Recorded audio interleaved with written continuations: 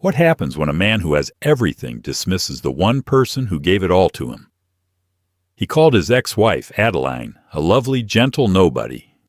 He said it in a magazine for the whole city to read, wiping out 15 years of her life and sacrifice.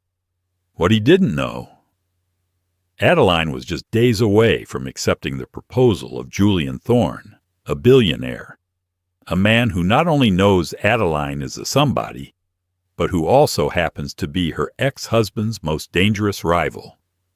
This isn't a story about a woman being rescued. It's a story about a woman being handed a weapon. The smell of turpentine and linseed oil was Adeline Cross's sanctuary.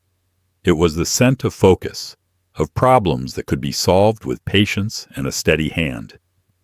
In her small Boston studio, tucked away on a cobbled side street in Beacon Hill, she was painstakingly coaxing life back into a 19th century portrait.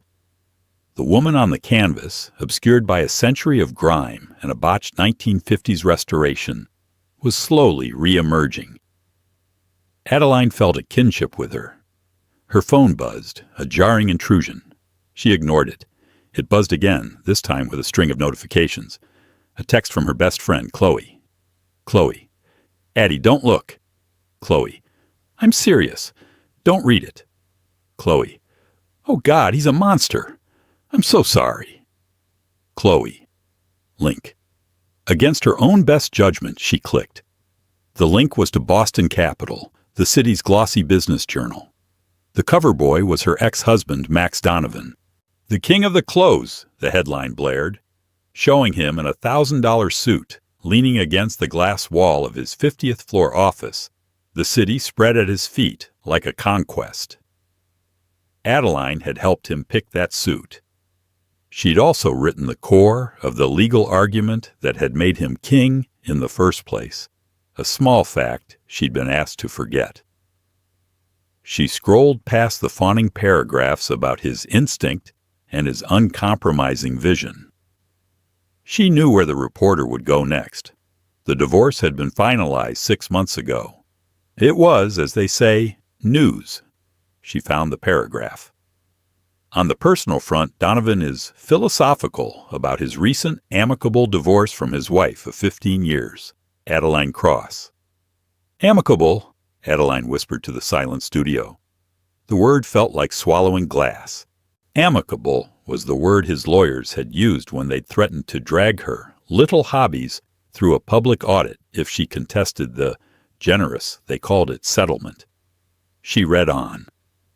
Max's voice, so familiar in its smooth, dismissive charm, leaped from the page.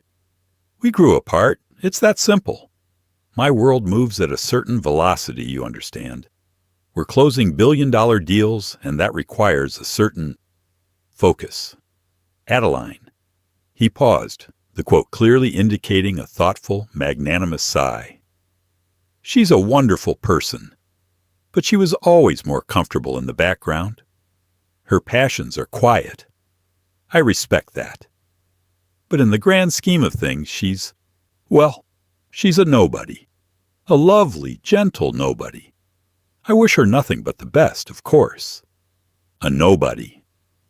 The single hair brush clattered from her numb fingers onto the floor. It wasn't the insult. It was the erasure. 15 years of her life vacuumed into a single patronizing word. This was the man for whom she had hosted countless dinners, charming his partners and clients while he took the credit. The man for whom she had abandoned her PhD dissertation on Renaissance pigment chemistry because his career was taking off, and they needed to be a team. The man whose brief she had proofread at 2 a.m., catching subtle flaws in his logic, strengthening his arguments, all while he slept. She had been the one to notice the tremor in his father's hand and insist on the doctor's visit that caught the Parkinsons early. She had been the one to sit with his weeping sister after her miscarriage.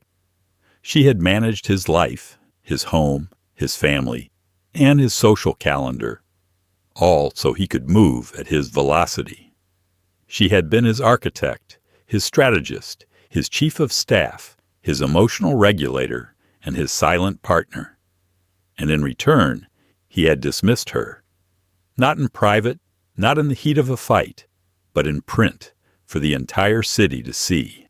He hadn't just divorced her, he had redacted her. Adeline walked to the window, overlooking the quiet street.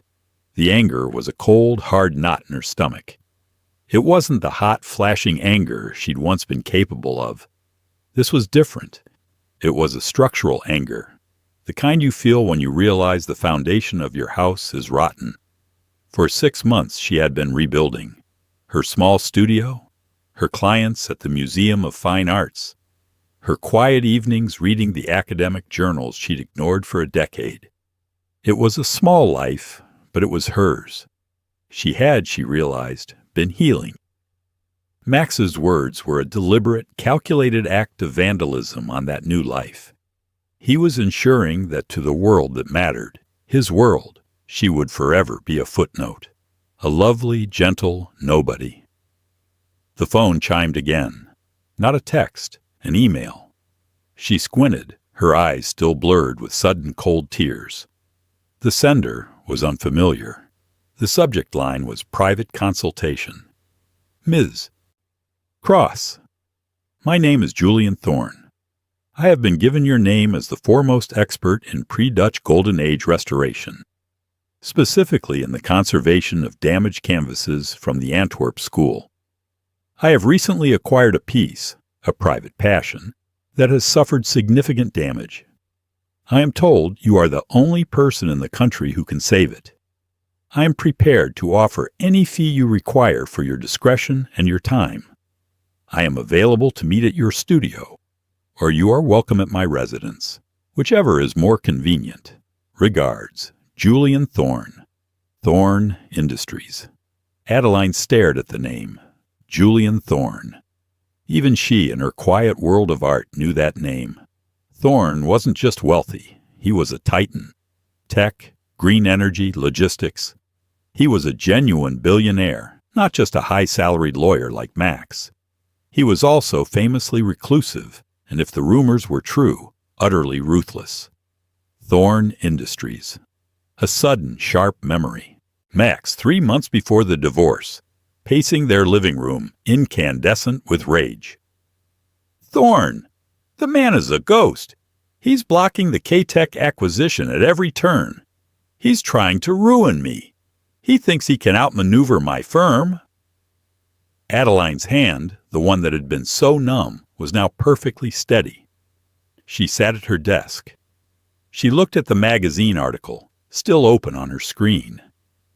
She looked at the email from Julian Thorne. She felt the tumblers of an ancient, heavy lock begin to shift. A nobody, she whispered. She began to type.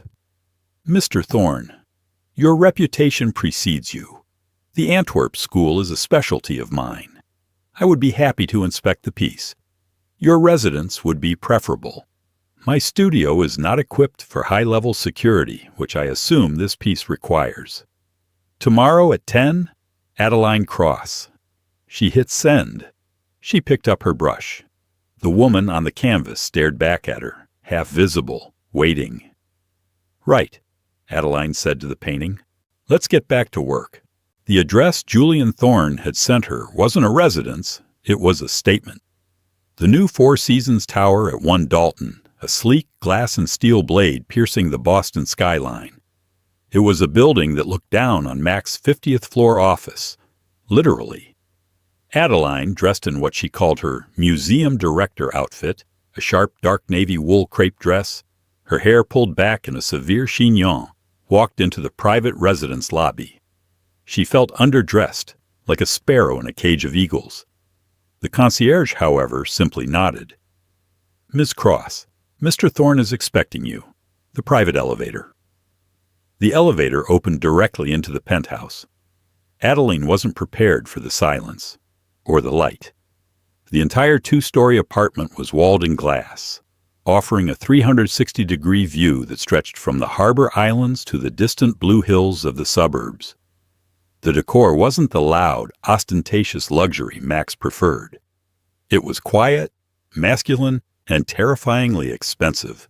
Dark woods, brushed bronze, and art that made her breath catch. A real Rothko, a small, exquisite Giacometti sculpture. And in the center of the main living area, on a heavy-duty easel, was the painting. It was, as he'd said, from the Antwerp school, a portrait of a merchant family. And it was devastated. A long, jagged tear ran through the canvas, and a chemical of some kind had bleached the face of the family's matriarch. Ms. Cross. She turned.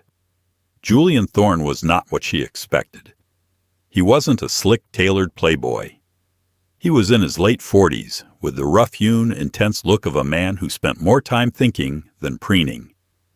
He wore a simple gray cashmere sweater and dark trousers, and his eyes, a very pale, piercing blue, were fixed on her with unnerving focus.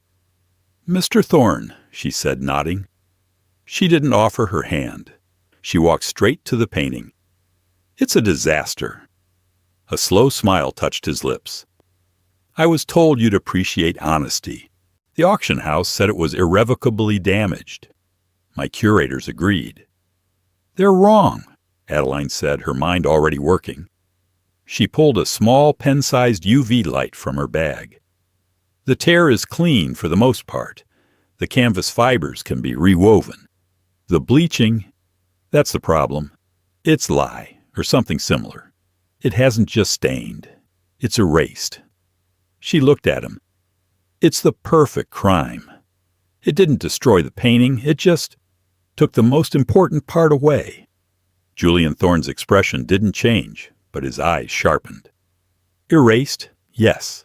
That's a good word for it. Can you fix it?" "I can stabilize it," she said.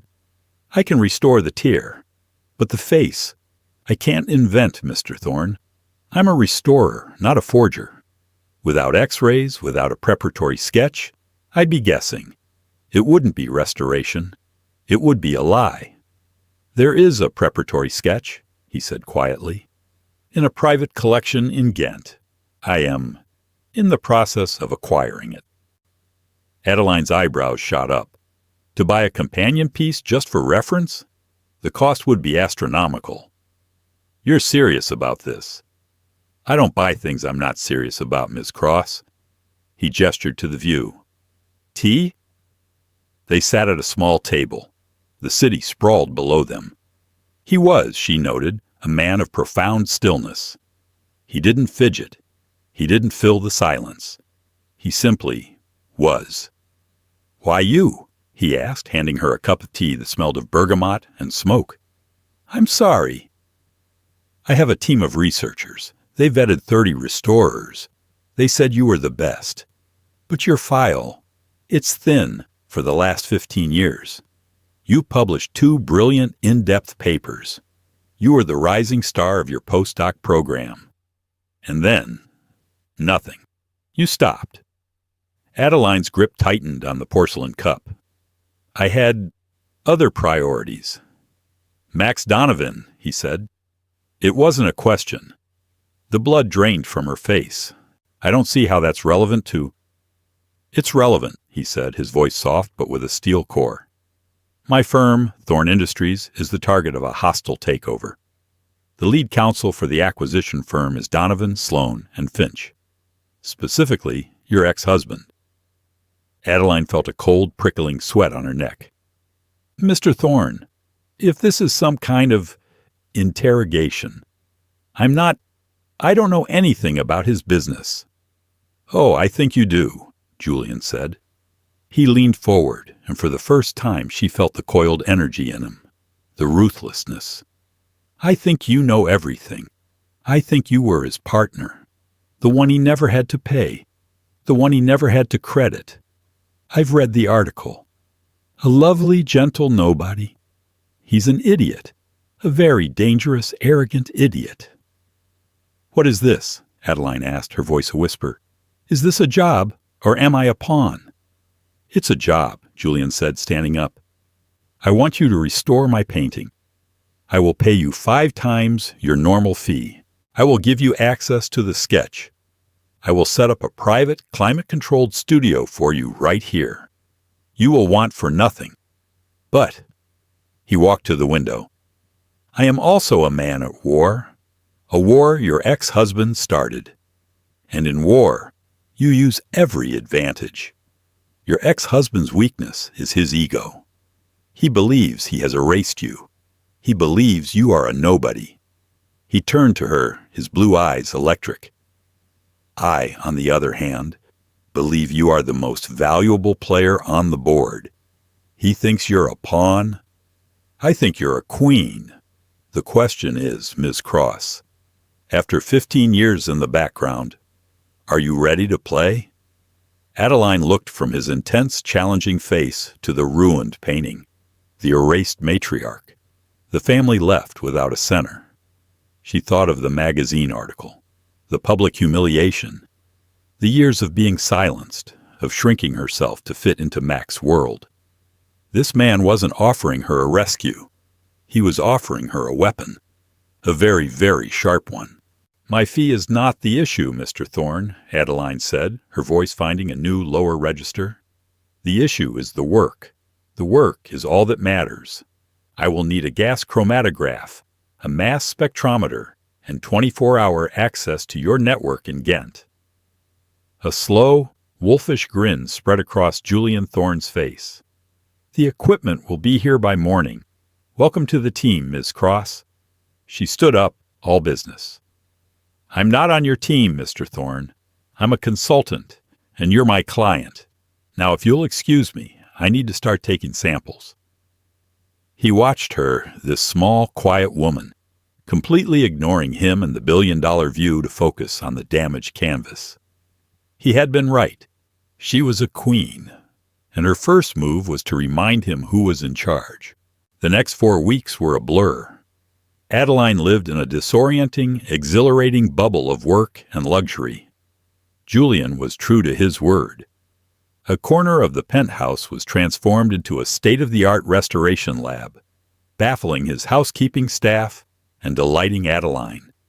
She worked 12, sometimes 16-hour days, meticulously reweaving the canvas, analyzing pigment samples, and communicating via secure video link with the curators in Ghent, who now housed the preparatory sketch. Julian was a ghost, mostly. He would leave before she arrived and return long after she was lost in her work. But his presence was constant. An espresso would appear at her elbow just as her energy flagged. A quiet dinner for one, from a restaurant she'd mentioned offhand she missed, would be waiting for her when she was packing up. They spoke rarely, but when they did, it was different. He didn't small talk. He'd watch her work, silent for an hour, and then ask, "Why that blue? It looks too bright." And she would explain, "It's not. It's azurite. It will darken with the oil binder over the next 72 hours. The original artist accounted for the oxidation. You can't just match the color you see. You have to match the color he intended." He'd nod. "You're anticipating his moves, seeing his intent. That's strategic." "It's just empathy," she'd murmur. "The first rule of restoration, primum non nocere. First, do no harm." One evening, he found her staring at the canvas, her work finished. The painting was whole. The matriarch's face, meticulously rebuilt from the sketch, stared out with a new, serene confidence. Adeline had done it. She had brought her back from erasure. "It's done," Adeline said softly. "She's back." "She's perfect," Julian said, his voice full of a genuine awe that surprised her. "You're a miracle worker, Adeline." It was the first time he'd used her first name. It hung in the air, heavy and warm. "Now," he said, turning from the painting, his tone shifting, "you're coming with me." "I'm coming with you." The MFA is having its annual fundraising gala, the Benefactors Ball. You've restored half the portraits in their American wing. It's time you took a bow. "I don't. I'm not dressed for a ball." "A car's waiting. A dress has been provided. We have a—" He checked his watch. "We have an hour." Adeline found herself in a whirlwind. A suite had been prepared. A stunning midnight blue velvet gown was laid out. It was a size 4. Her size. A hairstylist and makeup artist, clearly the best in the city, worked on her with practiced efficiency. They didn't try to change her. They just amplified her. When they were done, Adeline stared at the mirror. The woman looking back was not the gentle, lovely nobody.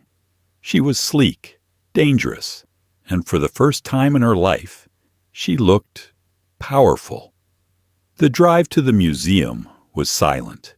Julian, in a perfectly tailored tuxedo, looked like a figure from a spy novel. As they pulled up, the flashbulbs were blinding. "Julian," she whispered, her nerve failing. "I can't. This isn't my world." He turned to her, his blue eyes pinning her. "Max Donovan's firm is a platinum sponsor of this event. He will be here." Adeline's spine went rigid. "Ah, they're a PR firm's nightmare," Julian said, his voice a low growl. "They've been leaking false reports about my company's finances. They're trying to devalue my stock. It's a dirty public fight." He paused. "They even brought up my late wife, used her illness in a smear campaign." Adeline's blood ran cold. She finally understood. This wasn't just business. This was blood. "We are at war, Adeline," he said softly, offering his arm, "and you've been a casualty of his for years. I just changed the rules of engagement." She took his arm. They entered the gala, and the cavernous atrium of the museum went silent. Julian Thorne never attended public events, and he never brought a date. Adeline saw Max across the room. He was holding court, a glass of champagne in his hand, his new 25-year-old girlfriend clinging to his arm. He saw Julian, and his face lit up with a predatory grin, ready to greet his rival. Then he saw the woman on Julian's arm. His smile froze. The glass of champagne tilted, spilling on the floor. His face cycled through a Rolodex of emotions. Confusion, disbelief, then a dark, profound rage. Adeline didn't flinch. She kept her eyes locked on his. A society reporter, the boldest of the pack, rushed over. Mr. Thorne, what a surprise. And you've brought a guest?" Julian, who hadn't taken his eyes off Adeline, smiled. He looked directly at the reporter, but his voice carried, silencing the entire room. Max was only 20 feet away, frozen in place. "A guest?" "No," Julian said, his voice full of a warmth Adeline had never heard. He took her hand, the one that wasn't holding his arm, and lifted it to his lips. "This is Adeline Cross. She's the most brilliant, passionate, and formidable mind I have ever had the pleasure of knowing. She's the woman who just saved a priceless work of art for me. And," he paused, turning to face her, "she has just done me the profound honor of agreeing to be my wife." He slid a ring onto her finger, a flawless, blue-tinted, emerald-cut diamond. Adeline's heart stopped. She stared at him. He had not asked her. This was not a proposal. This was a coronation. This was a declaration of war. She looked past Julian's shoulder at Max. Max looked like he'd been shot. His face was a mask of white-hot fury and utter humiliation. The nobody, engaged to a billionaire, his rival, in front of everyone. The cameras were going insane. The flashes were a solid wall of light. Julian's eyes were on hers, pleading, questioning, daring her. Play, queen, play. Adeline felt a slow, cold smile spread across her face. A smile she hadn't known she was capable of. She didn't look at Mag again. She turned her full attention to Julian. She put her hand on his tuxedoed chest. "Oh, darling," she said, her voice loud enough for the reporter to catch. "I thought we were keeping it a secret for just a little longer." She rose on her toes and kissed him. And as the room erupted, she felt him kiss her back, and his hand moved from her arm to the small of her back, pulling her closer. It was the most calculated, ruthless, and thrilling move of her entire life. The next morning, Max Donovan's world was on fire. He strode into the office of Donovan, Sloan, and Finch, his face a thundercloud. The receptionists were whispering. His partners were gathered in the main conference room, the one with the glass walls for all the world to see. "Max," his senior partner, Daniel Sloan, barked. "My office, now." Max ignored him, walking past the conference room. "Get me a coffee," he snapped at his assistant. "Max, don't be an ass. Get in here." Max entered the conference room. The Boston Capital article, the one that had called him a king, was on the table. Next to it was the morning's Herald, Globe, and even a printout of page 6. The headlines were brutal. "Boston's Nobody. Snags Billionaire Thorne. The Art of the Upgrade. Donovan's ex to wed rival Thorne. King of the Close or King of Fools? They're calling it the Art of the Upgrade, Max." Daniel, a pragmatic, numbers-driven man, was apoplectic. "Do you have any idea what you've done?" "What I've done?" Max spat. "It's a sham. A PR stunt. He's using her to get at me. The woman is she's a nobody. I told you all that." "Well, she's not a nobody anymore, you idiot." Daniel slammed his hand on the table. "She's the fiancée of Julian Thorne, the man whose company we are actively trying to destroy. The board of Thorne Industries just got the biggest vote of confidence in history. Their stock is up 12% pre-market on this sham. This nobody just cost our clients, and us, about $900 million in leverage. Our takeover bid is dead. D-E-A-D, dead." Max sank into a chair. This couldn't be happening. Adeline, Addie, his quiet, mousy, supportive Addie, the one who cataloged his wine and organized his sock drawer, with Thorne. "She's a gold digger," Max whispered, trying to make the world make sense again. "He'll see. He'll find out." "We're the ones who look like fools, Max," another partner, a woman named Maria, said, her voice cold. "That nobody quote you were so proud of, it's in every article. It's the setup, and she's the punchline. You didn't just get beaten, Max. You got played. By your ex-wife." "Get out," Max said. "Excuse me?" "All of you, get out. I need to think." "Max, we need a strategy. We need to release a statement." "Out!" They left. He was alone in the glass-walled office that had been his throne, now feeling like a fishbowl. He was the joke. He who had never been the joke. He had built his entire identity on being the smartest, sharpest man in the room. He stared at his phone. He had to believe this was a lie. He still had keys, not to her studio, but to their old cloud storage, the one where she kept her journals, her research. He still had the password. His birthday, of course. He logged in. He needed to find something to prove she was unstable, a grifter, something to leak, something to make him the victim. Meanwhile, in the penthouse, Adeline was nursing the world's most expensive cup of tea. She hadn't slept. After the gala, she and Julian had returned to the penthouse in total silence. Now, he stood by the window, in his same gray sweater, the tuxedo a memory. "You used me," Adeline said. It wasn't an accusation, it was a fact. "Yes," Julian said, not turning. "I did. You declared our engagement, in public, without asking." "I did." He turned to her. His eyes were clear, no trace of apology. "It was a tactical decision, and a character assessment." "A character assessment?" she said, incredulous. "To see if you'd fold, to see if you'd panic, to see if you were the queen I thought you were. You weren't. You were better. The kiss. That was all you. That was genius. You're... She couldn't even form the words. "I'm what?" "I'm the man who just handed you the head of your ex-husband on a silver platter. I'm the man who just made you the most talked-about woman in Boston. I'm the man who saw in a single email what your husband was too stupid to see in 15 years. You're a manipulator.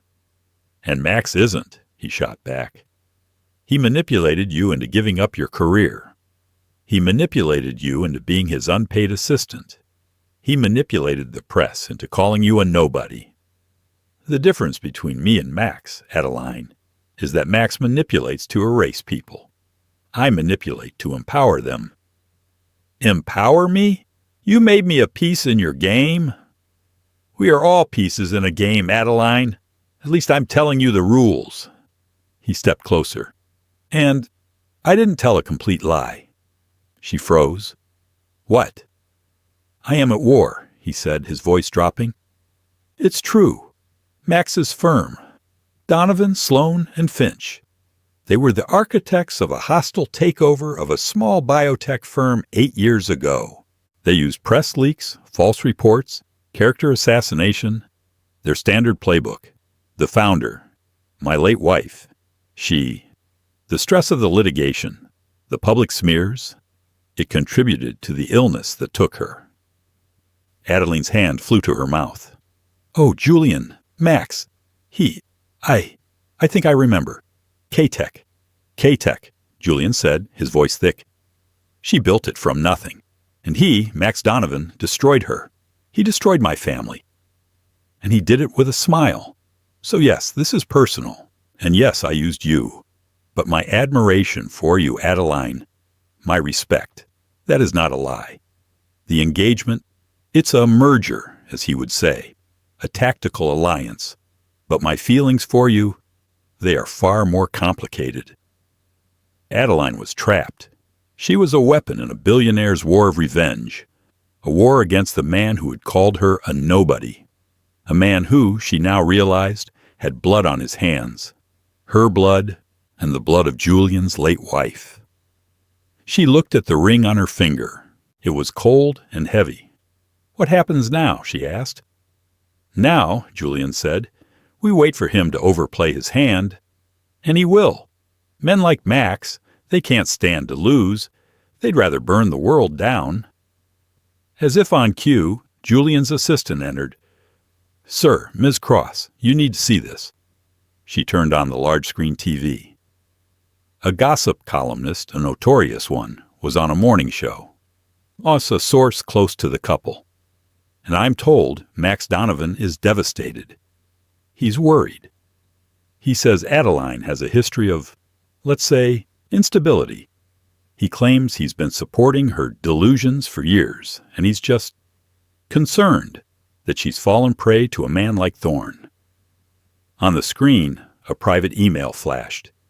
Adeline's email to her sister from 3 years ago. Sometimes I feel like I'm invisible, like I'm screaming and no one can hear me. He doesn't see me. I feel like I'm losing my mind. Out of context, ripped from a moment of private despair and weaponized. He leaked my private emails, Adeline whispered, horrified. Julian watched her, his face grim. He overplayed his hand. Adeline's horror solidified in an instant into a cold, diamond-hard rage. He will not, she said, her voice shaking, do this. He will not call me a nobody and then call me crazy. He will not. She turned to Julian. You have a PR team. The best in the world. Get them. I'm not giving a statement. I'm giving an interview. One time. My terms. Today. Julian's wolfish grin returned. Where? Adeline thought for a moment. The Gardner Museum, in the courtyard. It's the most beautiful, civilized, and, ironically, stolen place in Boston. It's perfect. The Isabella Stewart Gardner Museum was a masterpiece of controlled narrative. A Venetian palace, stolen piece by piece and rebuilt in Boston. It was a testament to one woman's iron will. It was, as Adeline had noted, the perfect setting. The museum agreed, in exchange for a staggering donation from Julian, to close the courtyard for 1 hour. They allowed 1 camera, 1 sound technician, and 1 interviewer, a woman named Sarah Chen, known for her intelligence and her refusal to be manipulated. Adeline sat on a simple stone bench. No makeup artist this time. Just her own simple, elegant application. She wore a cream-colored cashmere turtleneck and gray flannel trousers. She wasn't a billionaire's fiancée. She was an academic, an expert. Sarah Chen began. Adeline, thank you for sitting with me. The world is buzzing. Your ex-husband called you a nobody. Your fiancé called you brilliant. And this morning, a source called you unstable. Who is Adeline Cross? Adeline smiled, a small, sad smile. That's the question, isn't it? For 15 years, I was Mac's wife. A very useful, very quiet adjective. And now, I'm Julian's fiancé. Another, louder adjective. It seems the world is very uncomfortable letting a woman just be a noun. Sarah leaned forward. Let's talk about that nobody comment. It was cruel. It was, Adeline agreed, her voice calm. It was cruel. And it was also, from his perspective, true. In any great partnership, in business, in art, in life, there are roles. There's the person on stage, and there's the person who builds the stage, checks the lights, and writes the script. For 15 years, I was that person. I was the invisible labor. I found him the clients. I polished his arguments. I built the life that allowed him to be the king of the close. The problem isn't the work, she continued, her voice gaining strength. The work was valuable. The problem is when the person on stage forgets that without the nobody in the wings, they'd be speaking in the dark. Max didn't just forget. He deliberately erased me. And the email? Sarah asked gently. The one about losing your mind? I was, Adeline said, her honesty stunning the interviewer into silence. I was losing my mind. You would too if you were screaming and no one could hear you. You would too if the person you loved most looked through you every day. That email wasn't a cry for help. It was a diagnosis of him, of the gaslighting, of the erasure. I wasn't unstable. I was trapped. And I was right. Max, he didn't see me. She looked directly into the camera. She wasn't speaking to the city. She was speaking to him. But the most desperate part of all this, she said, her voice dropping, is that even now, he can't stand that I'm free. He had to leak a private email. He had to try and paint me as crazy. Because the alternative is that he was the fool. The alternative is that he had a queen, as you said, and he treated her like a pawn. He threw her away. And now, she's on the other side of the board, and he's in check. The interview was a nuclear bomb. It aired at 4 p.m. By 4:30, Invisible Labor and Speaking in the Dark were trending. Women's groups, business journals, even sports columns. Everyone was talking about it. She hadn't been angry. She hadn't been hysterical. She had been precise. She had been a surgeon. She had, with quiet dignity, dismantled him piece by piece. At the offices of Donovan, Sloan, and Finch, the partners were watching. When the interview ended, Daniel Sloan muted the TV. He looked at Max, who was white, his hands shaking. Well, Daniel said, his voice flat, she's not just a nobody. She's not just a queen. She's a goddamned executioner. He picked up the phone on the conference table. Security? Yes, please come to the 50th floor conference room. Mr. Donovan will be vacating his office. He'll need an escort. Mac's world, the one he had built on the back of his nobody wife, had just evaporated. In the penthouse, Julian was watching Adeline, who was staring at the now dark screen. It's done, she said. It wasn't triumphant, it was heavy. Yes, he said, it is. He's ruined, she whispered. He ruined himself, Julian corrected. You just held up a mirror. And your revenge? She asked, looking at him. For your wife, are you satisfied? Julian looked at the city lights, which were just beginning to twinkle. I thought I would be. I thought destroying him would bring me peace. But it doesn't. He looked at her, his blue eyes full of a new, complex emotion. Watching you find your voice, watching you reclaim your narrative, that brought me peace. He took the two most brilliant women I've ever known and tried to break them. He failed. Twice. Adeline finally, truly looked at him. Not as a client, not as a billionaire, not as a weapon, but as a man who was just as scarred as she was. What now, Julian? She asked. The engagement has served its purpose. Yes, he said. He walked to her. He gently, so gently, took her left hand. He looked at the massive diamond. It has.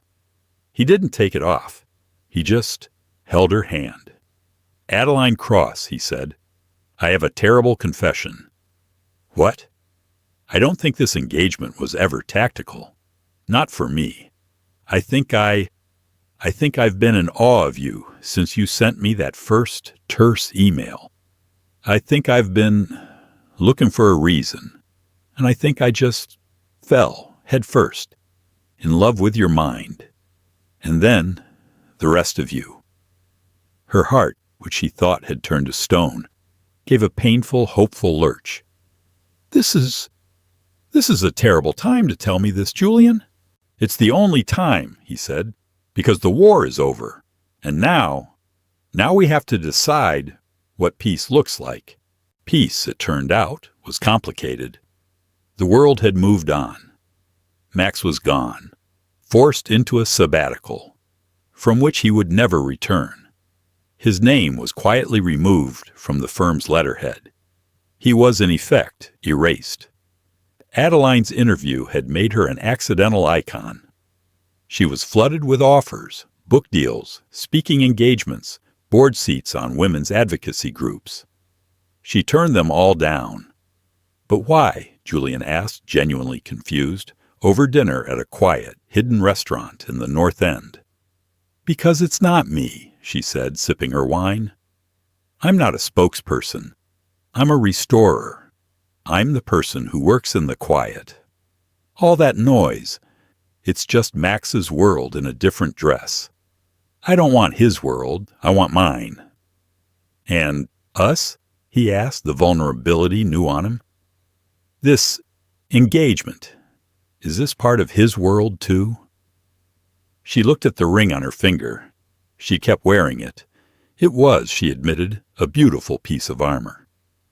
I don't know, Julian. I'm profoundly grateful to you. And I care for you. But am I me? Or am I just reacting to Max? I need to know. I need air. Paris, he said. What? The Louvre. They have a new wing.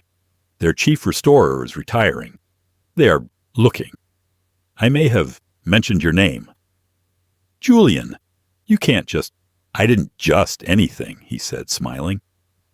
I sent them your work, your original work, your dissertation, the photos of the Antwerp portrait. They're impressed. They want to meet you. It's a 3-month contract, a sabbatical, a chance to be just Adeline Cross, in Paris, in the Louvre.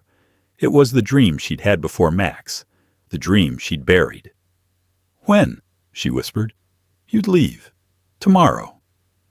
And so she was packing in the penthouse suite that had been her war room when the call came, a restricted number. Adeline, Addie, please, don't hang up. Max. Her blood ran cold. How did you get this number? Daniel, he felt sorry for me. I need to see you, Addie. Please, before you go. I'm at the bar, at the Regal, our old place. The bar at the Old Money Hotel, where he'd first taken her, where he'd proposed, the calculated cruelty of it. I have nothing to say to you, Max.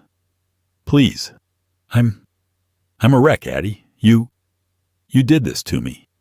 You owe me 5 minutes. I owe you nothing. Please, he whispered, and he sounded broken. small.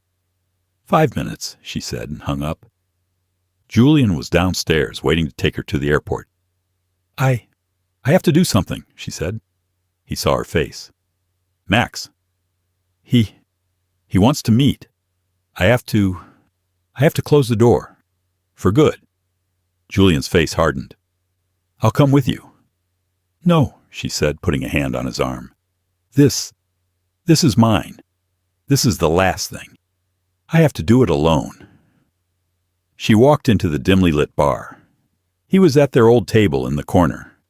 He looked awful. He was unshaven, his expensive suit rumpled. He'd lost weight. He was drinking scotch, a lot of it. Addie, he said, standing, his voice thick. He tried to hug her. She stepped back. Max. You look amazing, he slurred, gesturing to her. The billionaire's fiancé. Suits you. What do you want, Max? What do I want to know why, he said, his voice rising, a pathetic whine. Why him? Why Thorne? To punish me? To ruin me? You did it. You won. Congratulations. You ruined me. Adeline sat, but on the edge of the chair. She was calm. The woman who had left her studio in tears 6 weeks ago was gone.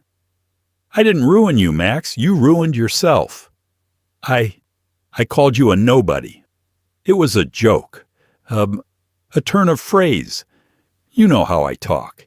And you destroyed my life for it. No, Adeline said, her voice quiet, but it cut through the bar's murmur. You didn't call me a nobody. You believed I was a nobody. For 15 years. You built your empire on my back, and then told the world I was just decoration. That wasn't a joke. It was an erasure. I loved you, he shouted. No, she said, the realization hitting her with profound, simple clarity. You didn't. You owned me. You loved that I was smart but not ambitious. You loved that I was pretty but not threatening. You loved that I made your life easy. You didn't love me. You loved my function. He stared at her, his drunken mind trying to process this. You were happy. Don't tell me you weren't. I was useful, she corrected, and I was asleep. But you woke me up, Max, with that one perfect, arrogant word. Nobody. You gave me my life back. She stood up. That's why I'm here. To say, thank you. He was baffled. Thank you? Eddie, wait. Don't go. Come back. We can fix this. I'm nothing without you. I see that now. He was weeping fat, drunken tears. It was the most honest thing he'd ever said. And it was, she realized, his final, most pathetic manipulation. The victim. Adeline looked at him, this man who had been her world. He wasn't a king. He wasn't a monster.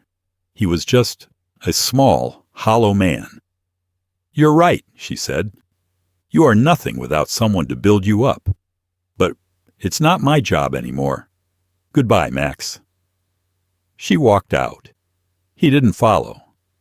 She got in the car with Julian. He didn't ask. He just drove. At the airport, at the gate for the flight to Paris, she turned to him. So, she said, the engagement.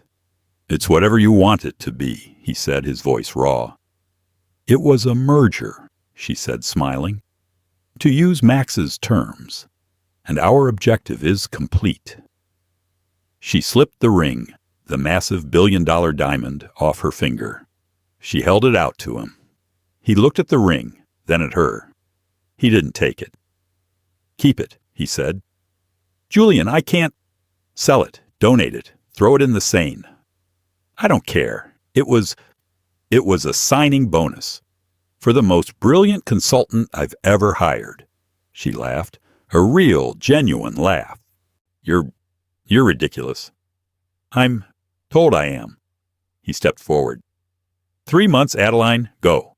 Be a noun, and then, if you want, come back. Not as a fiancé, not as a partner, just as you. And we'll get dinner. "I'd like that," she whispered. He kissed her. Not the passionate, calculated kiss from the gala, but a real kiss. Soft, uncertain, and full of a terrifying, quiet hope. "Go," he said, "before I change my mind and buy the airline." She turned and walked down the jet bridge, not looking back. 6 months later, Adeline was on a scaffold in a high, vaulted, climate-controlled studio at the Louvre. She was, as she had been that first day, lost in her work. The Paris contract, originally for 3 months, had been extended. She was, she had discovered, extraordinarily good at this, better than she'd ever known. She was no longer Adeline Cross, Max X. She was no longer Adeline Cross, Julian's fiancée. She was, to the art world, Cross, the one who had saved the Antwerp painting, the one who was now painstakingly bringing a lost Da Vinci preparatory sketch back from the brink. Her life was quiet. It was coffee and a croissant at the same corner cafe every morning. It was long, silent hours with the old masters. It was late-night dinners with her new colleagues, brilliant, difficult, passionate people who argued with her about pigment density and the ethics of in-painting.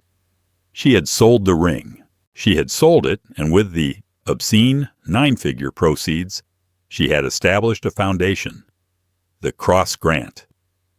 It funded female PhD candidates in the arts and humanities, the women who, like her, had been forced to pause their careers for other priorities. She was, in her own quiet way, building an army. Her phone, a new, simple one with a French number, buzzed. She glanced at it. The caller ID was Thorne. She smiled. She and Julian talked. Once a week. They talked about art, about business, about the weather. They never talked about their engagement. They never talked about us. They were friends. A strange, powerful, transatlantic friendship. She let it go to voicemail. She turned back to the canvas. The work. Primum non nocere. First, do no harm. It had been her creed as a restorer, but she realized now it was her creed as a person.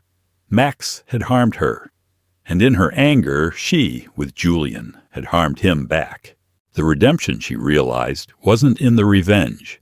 The revenge was just a symptom. The redemption was in the work of rebuilding. She had rebuilt the Antwerp painting. She was rebuilding this Da Vinci. And slowly, she had rebuilt herself. Not as she was, but as she was intended to be. She finished her work for the day, cleaning her brushes. She checked her voicemail. "Adeline, it's Julian. I'm in Paris. For that thing. With the government. Anyway, I was wondering if you were free. For dinner. You know, as a noun." A pause. This is a terrible voicemail. Just call me. Or don't. Either way, I hope the work is good." She smiled. She packed her bag. She walked out of the museum into the cool Parisian twilight. The lights of the city were just coming on. She was a nobody in a city of millions. And she had never, in her entire life, felt so much like a somebody. She pulled out her phone and hit dial. "Julian," she said, stepping onto the Pont des Arts. "I'm free. I know the perfect place. It's very quiet.